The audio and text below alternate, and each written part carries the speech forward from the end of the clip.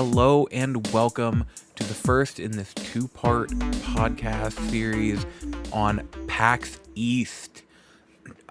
This year, PAX East 2026, and this year is PAX East 2026. I can speak, I swear. And I'm going to be doing two podcasts. One being what is PAX East, that is this one, and another one will be releasing that is a PAX East preparedness and tips podcast. So this episode is all going to be about if you have never heard of PAX East, or if you are going and don't know what to expect, then this will help clear up what the show is, what the convention is. And then the next episode will be all about what I pack each year, the recommendations I take, or the recommendations I have for what to take with you on the trip, my recommendations for what to take with you daily, and just tips for at the show in general, different things that if you haven't gone, to look out for or to know, and things that if you have gone, maybe you don't know about. So that's what this series is going to be. PAX East is so near and dear to my heart. This is year 13 for me. 13, 17, 18, 19, 20, 22, 23, 24, 25. Yeah, year 13 for me. 13 in a row. There was no show in 2021, so that one got skipped. So let's get started with the simple question of what is PAX East? PAX East stands for Penny Arcade Expo East. There is West in Seattle, East in Boston, and Oz in Australia. It's just PAX Oz. Along with Unplugged in Philadelphia, which is all tabletop and card game related. The main PAX conventions cover everything from video games to board games, and I'll go over what you can expect. Though I'm a 13-year veteran of the show, this is my first time doing a podcast like this, so if I miss something, I'm sorry. Please let me know so next year's podcast can be even better. Let's get started with the show floor. Basically, the show floor is split in two halves. The first half is mainly video games, and the second is board games. The gaming half will see a lot of indie devs showing off their upcoming or recently released titles, maybe a couple of smaller publishers, and if lucky, one bigger publisher, usually. The gaming half will also have the occasional board or card game company as well, hence the mainly part, while the card and board game side is all card and board games. Strewn about both sides will be different vendors, including common returning companies like D&T, Fangamer, T-Turtle, and Wormwood Gaming. The back section of the hall, next to the tabletop area, also has the autograph area. From the little bit of info we have so far, I expect Samantha Bayart and Sissy Jones to be among those offering autographs. Some are free, some are ones you pay for. Either way, it's worth it. So what else is there at PAX East? Well, plenty. Let's start with the other big draw for me. The panels. There will be panels about some of the most random but fun stuff. The schedule for this year is just starting to release, but there's already everything from cozy game Shark Tank to trivia game panels, a horror game playthrough, a criminal lawyer dissecting Ace Attorney, and even a retrospective on the Microsoft Zune, which I had one of those and I adored it. Panels can be hosted by developers, podcasters, content creators, and everyone in between.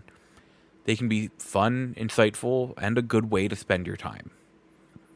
There are also many tournaments you can enter, whether they be board game tournaments, TCG draft tournaments, or even console or handheld games. Magic the Gathering, Final Fantasy TCG, Wingspan, and Sushi Go all have tournaments already announced for this year. Expect tournaments for games like Mario Kart, Smash Brothers, and more to be announced anytime, really. There's plenty to do in the evening after the show floor closes, too. Panels will go for multiple hours, and starting at 8:30 p.m., there's evening entertainment in the main theater. Thursday and Friday will play host to concerts. Thursday night will be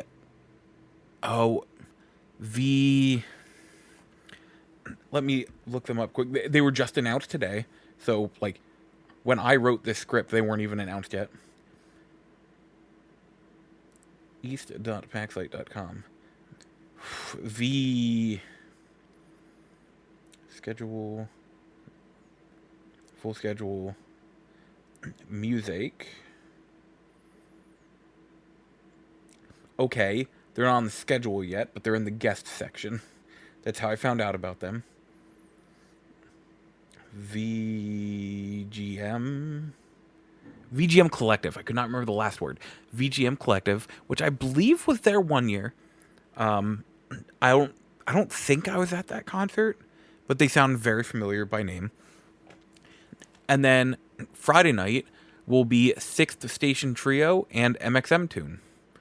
Saturday night, and just announced tonight as like official, even though it happens every year, is the Acquisitions Inc. D&D live play. Now, I recommend it every year because it is so fun, funny, and a great time. But they also announced this year, they also always have like at least usually one guest to play with them. This year they announced two. One being, I want to get his name correctly. He is fantastic. Iffy Wadiwe. I apologize. I haven't heard his name since PAX last year. Iffy was hysterical and he was really fun last year. Yes, last year? Yeah, last year he was also a guest. But also Matt Mercer is going to be joining them for this year's. That will be such a great addition. For the first, I want to say, year 13, so maybe 8 years, we never went to the Acquisitions Inc. D&D game. Then one year, we were just like, you know what? Let's check it out. You know, we've got nothing to do. We'll kill time. We'll just see. And it has now become a staple over the past few years. And something we will, like, it is a big reason we go to PAX every year. Now, the surrounding hallways. The convention center is 4 floors, and all 4 are being used. The expo floor is in the center, with hallways surrounding it in kind of a horseshoe shape. The back of the convention center is just the back. No hallways go around that.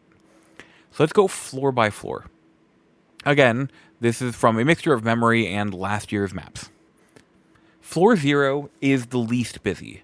The couple rooms around the floor are used for some tabletop free play and the occasional food area. I'll go over food more heavily in my next podcast, the PAX Preparation podcast. Floor 1 is where you will come across the first 2 panels for theaters, Arachnid and Bobcat, as well as fun things to do in your free time. You can hit up console free play, which lets you grab a game of your choice that they have there, some controllers, and have a fun time with friends.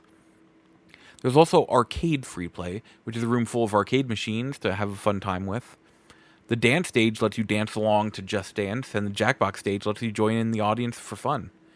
The handheld lounge is a place to chill and play your handheld device of choice, and the rest of the rooms are used for tournaments mainly. The food court is also found in this hallway. I don't know if it will be there this year, but at least most years, if not every year, there's also a room, I think it's usually on the first floor, that is the Steel Battalion room. We went in there once and played, and it was really fun, and I love that they've done it more, and if they do it again this year, I'm going to do it at some point. And it's literally a room full of copies of Steel Battalion set up from the original Xbox with the giant controllers. It is fantastic. The second floor sees the quiet room, which is what it sounds like. A place to go to sit, relax, and get away from the noise and all the extra stimulation. It also has the other 3 panel rooms, Bumblebee, Condor, and Dragonfly. Notice the naming scheme? The second floor has flying animals, while the first floor has land animals. It helps to make the panel rooms easier to find. That's another thing I will go about more extensively in the next podcast. And then the top floor is simple. It's just the main theater with panels that run all day and then the main entertainment at night. PAX is a wonderful and special place to meet friends, meet devs in the dev space. I will probably be doing another podcast. I'm going to do a video, and I might make it a podcast version as well. But I will do one all about PAX memories that I had, and like just like a, here's how our trips usually go kind of situation, to give a better look at this. All sounds great, but it's the little things that help make it what it is. The meeting devs to games that end up becoming favorites. The hanging out with people that you have a fun time with and maybe you will see again, maybe you won't. I've had friends that I met at PAX and still am in contact with. PAX is a great place to check out upcoming stuff, buy stuff you like, and just have a very good time. And with it not being close, it's kind of like a vacation, which just makes the trip even better and a little more fun. So that's a small taste of what PAX East is.